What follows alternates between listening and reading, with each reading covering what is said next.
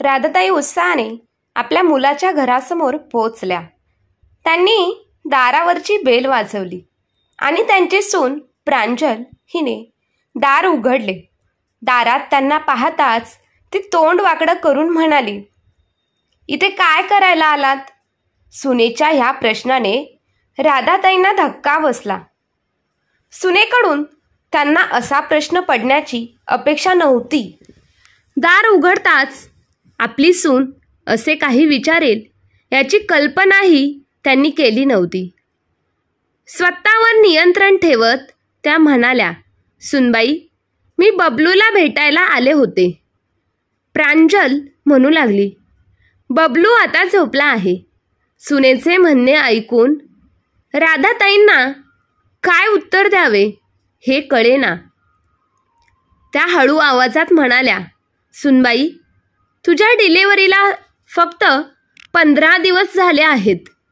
तुला आता कमजोर वाटत असेल म्हणून मी विचार केला की तुझ्याजवळ राहून तुझी काळजी घेईल आणि बबलू सोबत पण खेळेल. मलाही काही दिवस माझा मुलगा, सून आणि नातवासोबत राहावंसं वाटतं ना. बघा, मी तुमच्यासाठी काय काय आणलं आहे गावातून." प्रांजल रागारागात म्हणाली, "मला कशाचीही गरज नाही, मला कशाचीही कमतरता नाही. आणि राहिला प्रश्न माझी काळजी घेण्याचा आणि घराचा कारभार पाहण्याचा, तर एक मोलकरीण घर झाडायला आणि पुसायला येते. सर्व कामांसाठी तिला ठेवली आहे. माझी आई जवळच राहते म्हणून ती येऊन माझी काळजी घेते. तुम्हाला एवढी छोटी गोष्ट समजत नाही का? तुमच्याबरोबर राहणे मला आवडत नाही. तुम्ही इथे का आलात?" हे ऐकून राधाताईंना खूप वाईट वाटले. तरीही त्या भरल्या कंठाने म्हणाल्या, "मी फक्त तुला मदत करायला आली आहे." तोपर्यंत त्यांचा मुलगा विकास ऑफिसवरून येऊन दारात उभा होता. बायकोचे कडवट बोलणे ऐकून तोही शांतच उभा राहिला.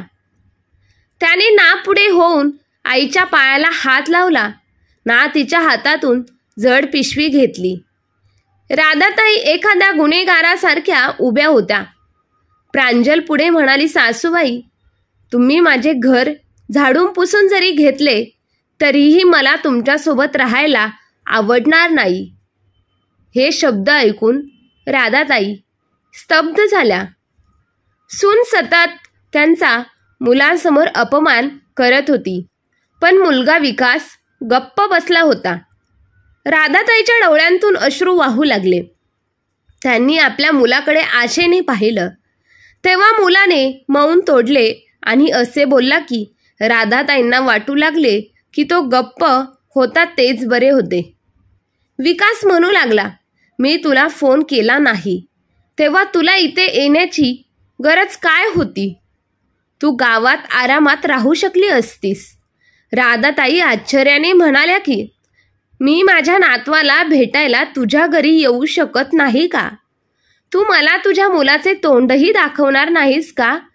तुला वाटते की मी ह्या घरातून निघून जावे तर मी निघून जाईन. बाळा, मला फक्त माझ्या नातवाला भेटायचे आहे. मी फक्त भेटायला आली होती." जरी राधाताई बाहेरून सामान्य दिसण्याचा प्रयत्न करत होत्या तरी आतल्या आत त्यांचे मन दुखावले होते. त्यांची सून म्हणाली की "माझं मूल अजून लहान आहे. मी त्याला असं बाहेर आणू शकत नाही. कोणाची नजर लागली तर? तुम्ही हे सगळं सामान उचलून शांतपणे इथून निघून जा." त्यांचा मुलगाही म्हणाला, "आई, माझी बायको तुला सांगत आहे ना की तू इथून जा. मग तू का भांडतेस? तू आमच्यासोबत राहू शकत नाहीस." तेव्हा म्हाताऱ्या आईने मनात ठरवले की मुलांना चांगलाच धडा शिकवायचा. त्या पुन्हा कधीही अपमानित होण्यासाठी इथे येणार नाही आणि त्यांच्या मुलाला त्यांच्या सर्व मालमत्तेतून वंचित करेल. रडत रडत मागे न वळता थकलेल्या पावलांनी त्यांनी आपल्या मुलाचा उंबरठा सोडला. राधाताई बस स्टँडवरती बस येण्याची वाट पाहू लागल्या. गरमी खूप होती आणि त्यांच्या मुलाने त्यांना पिण्यासाठी पाणी सुद्धा विचारले नव्हते. राधाताईंजवळ पाण्याची बाटली सुद्धा नव्हती. त्यांना खूप तहान लागली होती. दुःखी मनाने त्या उठल्या आणि पाण्याची बाटली विकत घेतली. 2 घोट पाणी घेतले आणि घसा शांत केला.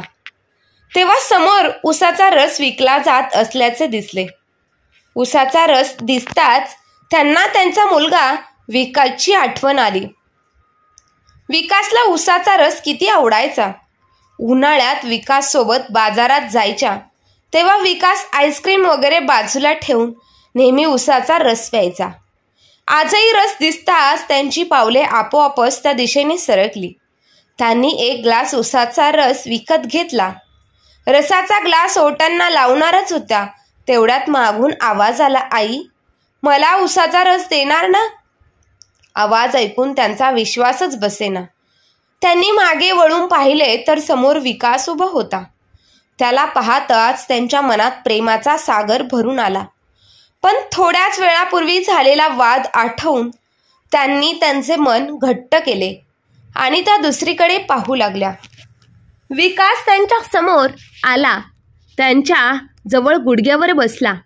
लहान मुलांसारखे त्याचे पाय मिठीत घेतले आणि दबक्या आवाजात म्हणू लागला, आई, तू जरी मला माफ केले नाहीस तरी माझ्याशी बोलणे थांबवू नकोस. माझ्याकडून मोठी खूप चूक झाली आहे, ही मी मान्य करतो. पण माझी पत्नी तुझा इतका अपमान करत होती आणि त्याच वेळी मी तुझी बाजू घेतली असती. पण तुला तर माहीतच आहे तिची सध्या अवस्था काय आहे. तिची तब्येत अजून बिघडली असती आणि तिला आणखी त्रास झाला असता. मी एका विचित्र कोंडीत अडकलोय. आई, एका बाजूला माझी पत्नी आणि मुलं आहे आणि दुसऱ्या बाजूला मला जन्म देणारी आई आहे. जेव्हा जेव्हा माझ्या आयुष्यात कोणतीही समस्या आली तेव्हा तूच मला त्या समस्येतून बाहेर काढले आहेस.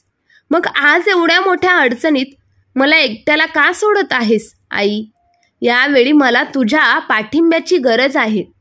मी तुझा अपमान होताना नाही पाहू शकत. नाहीतर मी हट्ट करून तुला त्या घरात राहायला सांगितलं असतं. पण मग काय झालं असतं? तुझा माझ्यासमोर किंवा मागे अपमान होत राहिला असता. मला तुला अशा कडू वातावरणामध्ये ठेवायचं नाही.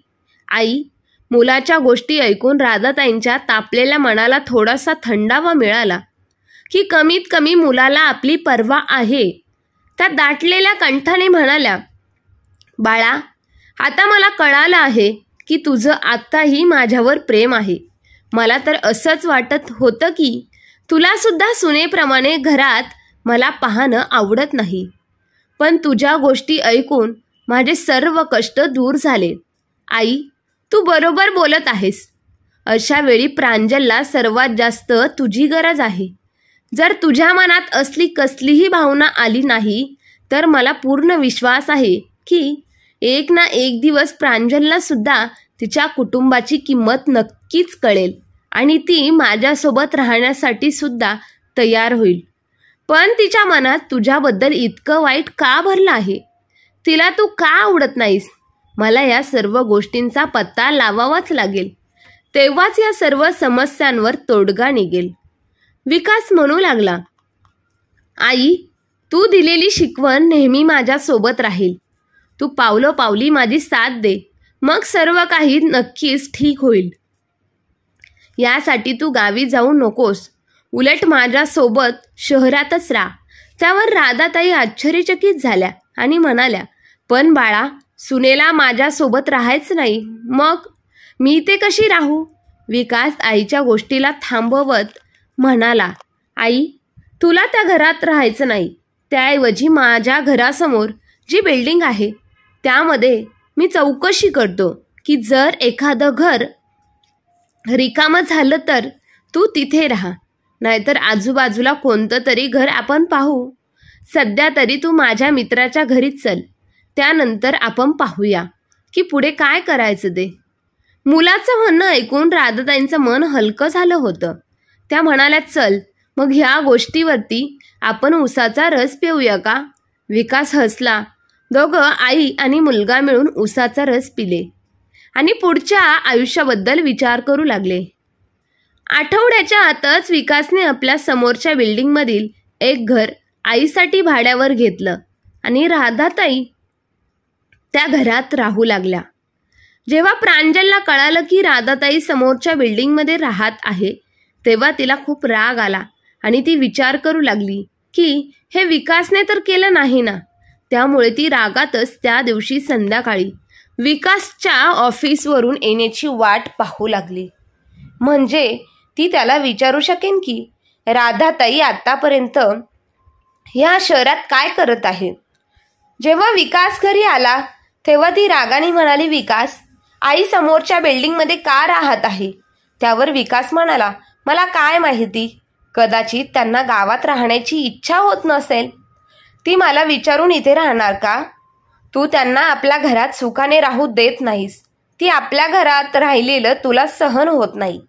तसंही ती तिच्या मनाची मालकीण आहे. तिच्याकडे तिचे पैसे आहेत. त्यामुळे तिला जे हवं ते ती करू शकते. त्यात आपलं काय देणं घेणं. नवऱ्याचं असं ऐकून प्रांजलचा राग थोडासा शांत झाला आणि तिला आता कळालं की ह्यामागे तिच्या नवऱ्याचा हात नाही. प्रांजल जेव्हाही आपल्या खोलीच्या खिडकीमध्ये किंवा बाल्कनीमध्ये उभी राहिली तेव्हा तिला राधाताई दिसायच्या आणि त्यामुळे तिला खूप राग यायचा. प्रांजलची आई दामिनी ताई अर्ध्या तासाच्या अंतरावरच राहत होत्या.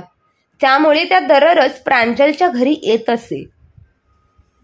एक दिवस प्रांजल काळजीत म्हणाली, बघ ना आई, मी सासूबाईंना घरात राहण्यासाठी जागा दिली नाही.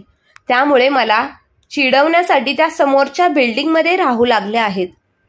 त्यावर दामिनी ताईंचा चहाचा आस्वाद घेत म्हणाल्या, मला तर आधीपासूनच माहीत होतं की ही बाई खूप चालाक आहे. त्यामुळेच मी सुरुवातीपासून तुला सांगितलं आहे की तू हिच्यापासून लांब राहा. फक्त ह्याच प्रकारे तू तुझ्या सासूच्या कर्तव्यापासून लांब राहू शकतेस आणि अशा जबाबदारीतून वाचण्यासाठी तुला तुझ्या नवऱ्याला मुठीत ठेवावं लागेल. त्यावर प्रांजल हसली आणि होकारार्थी मान हलवू लागली. मागे उभा असलेला विकास सर्व काही ऐकत होता. आज त्याला कळालं की प्रांजल तिच्या सासूवर इतकी का चिडते. प्रांजलने मुद्दामून आपल्या सासूचा अपमान केला होता. म्हणजे तिच्या आयुष्यातून तिची सासू लांब जाऊ शकेल. जेव्हा प्रांजलची डिलिव्हरी झाली होती तेव्हा विकासही म्हणाला होता की हे आनंदाचे क्षण आहे, त्यामुळे आईला आपण इथे बोलवून घेऊ. तेव्हा प्रांजल रागाने म्हणाली होती की आपण जेव्हा गावी जातो तेव्हा सासूबाई माझ्यासोबत व्यवस्थित वागत नाहीत आणि अशा वेळेस मला त्यांचा चेहरा पाहून अजून त्रास करून घ्यायचा नाही. यामुळे तू त्यांना इथे बोलवू नकोस. हे शब्द ऐकून विकास निशब्द झाला होता. पण परिस्थितीला पाहता त्याने त्याच्या बायकोसोबत वाद घातला नाही. आणि याच दरम्यान जेव्हा एके दिवशी त्याची आई न बोलवता गावातून शहरात आली तेव्हा प्रांजलने त्यांचा खूप अपमान केला होता. आज विकासला जेव्हा या सर्व गोष्टी कळाल्या की आपल्या बायकोच्या वागणुकीमागे तिच्या आईनेच तिला अशा गोष्टी करण्यास शिकवलं आहे, तेव्हा तो गुपचूपपणे स्वतःच्या आईकडे पोहोचला आणि त्याने आईला घडलेली सर्व घटना सांगितली. जेव्हा राधाताईंना ही सर्व माहिती कळाली तेव्हा त्या खूपच हैराण झाल्या आणि म्हणाल्या, अच्छा, म्हणजे सुनेच्या आईने तिचे कान भरले आहेत का. त्यामुळेच प्रांजल अशी वागत आहे. ती माझ्या कुटुंबापासून वेगळं करण्यासाठी कोणत्याही सीमेपर्यंत जाऊ शकते. सध्या तरी तू तिला काहीच बोलू नकोस, नाहीतर ती अजून रागवेल. तू परिस्थिती पाहून तिला प्रेमाने समजवण्याचा प्रयत्न कर. तुला आमच्या दोघांमध्ये एक पूल बांधण्याचं काम करायचं आहे. यामध्ये असं कोणतंही काम नाही की तू माझी बाजू घेऊन स्वतःला तिच्यापासून लांब करावं. आईच्या समजूतदारीच्या गोष्टी ऐकून विकासला आपल्या आईच्या विचारांवर खूप अभिमान वाटला होता. जी कमी शिकलेली असून सुद्धा नात्यांना कसं जपावं हे तिला व्यवस्थित माहीत आहे. तो हळूच म्हणाला, आई, तुला प्रांजलची काही तक्रार तर नाही ना. तेव्हा राधाताई म्हणाल्या, नाही बाळा, यामध्ये प्रांजलची काही चूक नाही आहे. तिला शिकवणच चुकीची मिळत गेली, त्यामुळे तिचे विचारसुद्धा चुकीचे होत गेले. फक्त योग्य वेळ पाहून तो सुनेला थोडं थोडं समजावत राहा. विकासने संमती दाखवून होकारार्थी मान हलवली आणि त्यानंतर तो जेव्हाही संधी मिळाली तेव्हा तो प्रांजलला विचारण्याचा प्रयत्न करायचा की प्रांजल, माझ्या आईने तुझ्यासोबत नेमकं असं काय चुकीचं वागलं आहे ज्याच्यामुळे तुला तिचा इतका राग येतो. त्यावर प्रांजल त्याच्या गोष्टीला टाळत राहायची.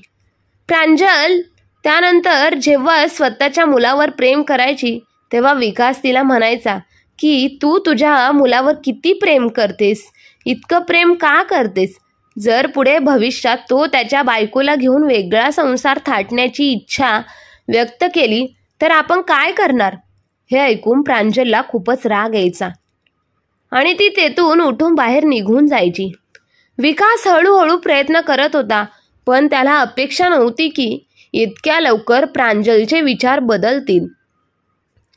वरून विकास जेव्हाही आपल्या आईबद्दल चांगल्या गोष्टी बोलायचा प्रयत्न करायचा तेव्हा प्रांजल भडकायची आणि त्याला उलट उत्तर द्यायची. जेव्हाही ती घराबाहेर यायची आणि तिला तिची सासू दिसायची तेव्हा ती 2-4 टोमणे सुद्धा मारत असे. अशा प्रकारे आईची शिकवण घेऊन तिने तिच्या सासूचे आणि नवऱ्याचे जीवन कठीण केले होते. त्यानंतर एके दिवशी आई आणि मुलीला असा झटका लागला की त्यांचे सगळे प्लॅनिंग भंग पावू लागले. एक दिवस दामिनीताई खूपच उदास होऊन मुलीच्या घरी आल्या. त्यांना असं उदास असलेलं पाहून प्रांजल आश्चर्यचकित होऊन म्हणाली, काय झालं आई, आज तुझा चेहरा इतका का उतरला आहे. तेव्हा दामिनीताई दाटलेल्या कंठाने म्हणाल्या, बाळा, आता तू स्वतःची काळजी घे. मला तुला दररोज भेटायला यायला जमणार नाही. हे ऐकून प्रांजल दंग झाली आणि म्हणू लागली, काय झालं आई, तू अशा गोष्टी का करत आहेस. त्यावर दामिनीताई स्वतःची नजर चुकवत म्हणाल्या, बाळा, प्रांजल, तुझ्या लहान बहिणीला माझ्यासोबत राहायचं नाही. घरात दररोज भांडणं होतात. आज तर माझ्या मुलाने मला सांगितलं की आई, तू मोठ्या भावाकडे राहण्यासाठी जा. तसंही तुला मोठा दादा आणि वहिनी खूपच आवडतात.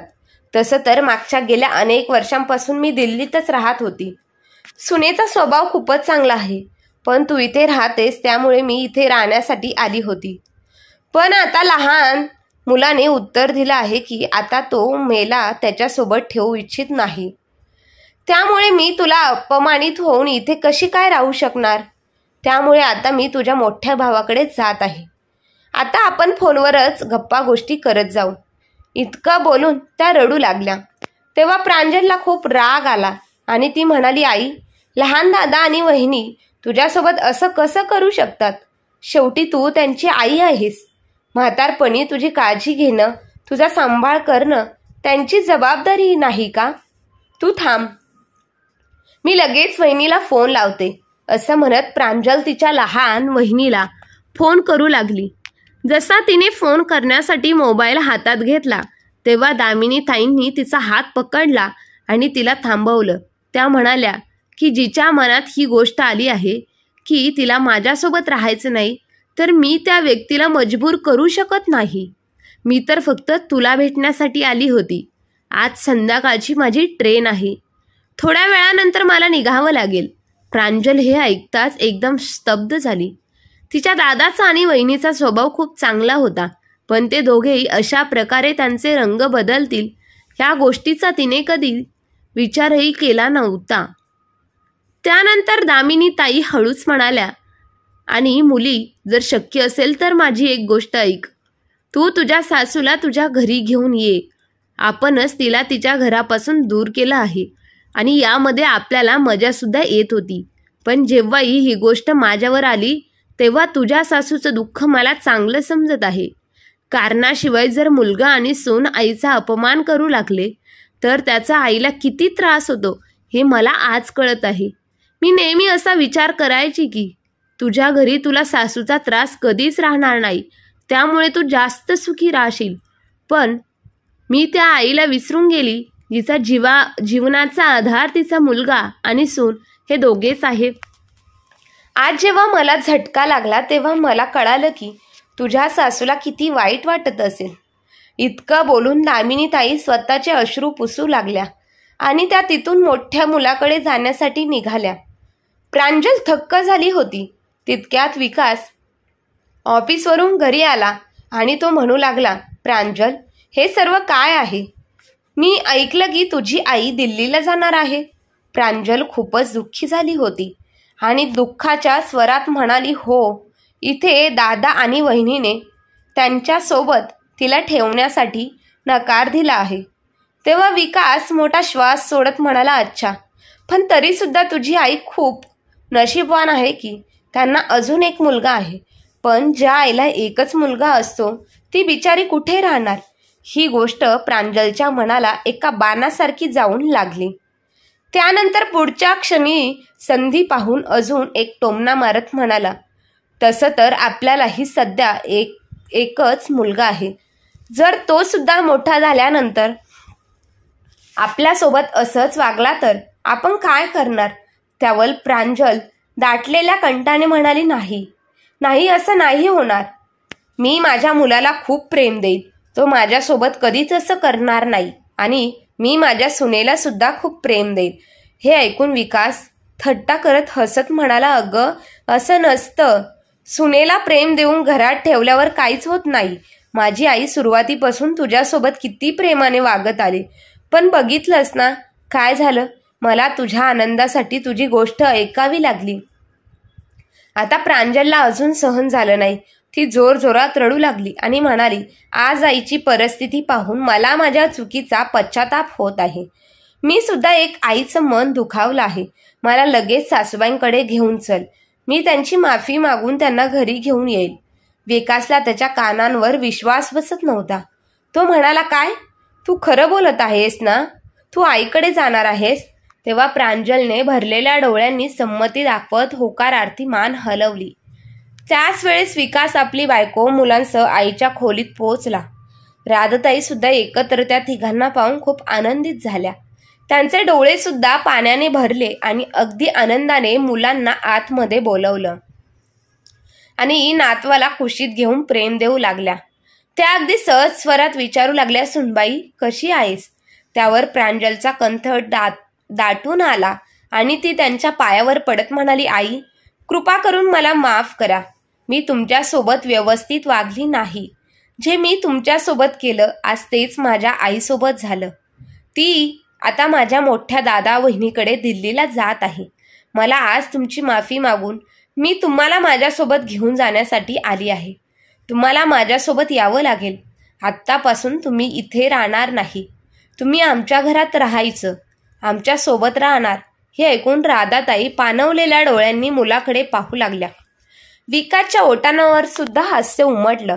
राधाताई सुनेच्या डोक्यावर हात फिरवत म्हणाल्या, सुनबाई, मला विश्वास होता की एक ना एक दिवस तुला तुझी चूक नक्की समजेल.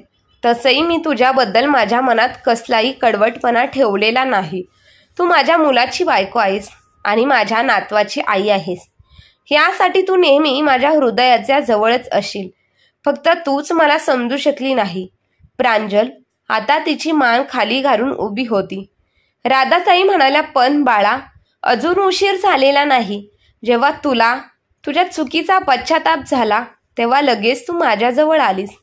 त्यामुळे मला तुझ्याबद्दल काहीच तक्रार नाही. चल आता आपण घरी जाऊ. त्यानंतर संपूर्ण कुटुंब एकत्र येऊन त्यांचा जीवनाचा नवीन प्रवास सुरू करण्यासाठी जुन्या घरी जाऊ लागले. तर मित्रांनो, सुनांना सुद्धा असंच वाटतं की आपली सासू आपल्यापासून लांब राहावी. आपण सासूची सेवा केली नाही तरी चालेल, पण आपल्या भावाने आणि वहिनीने मात्र आपल्या आईची सेवा नक्कीच केली पाहिजे. कधी कधी त्या हे विसरून जातात की जर आपण आपल्या सासूची सेवा केली तर येणारी वहिनी सुद्धा आपल्या आईची सेवा करेल. जेव्हा आईवर वाईट वेळ येते तेव्हाच मुलीला सासूबद्दलचे खरे प्रेम कळते. या कथेबद्दल तुम्हाला काय वाटतं ते कमेंट बॉक्समध्ये नक्की सांगा आणि चॅनलला लाईक, शेअर, सबस्क्राईब केलं नसेल तर जरूर करा. परत भेटूया अशाच नवीन कथांसोबत. धन्यवाद.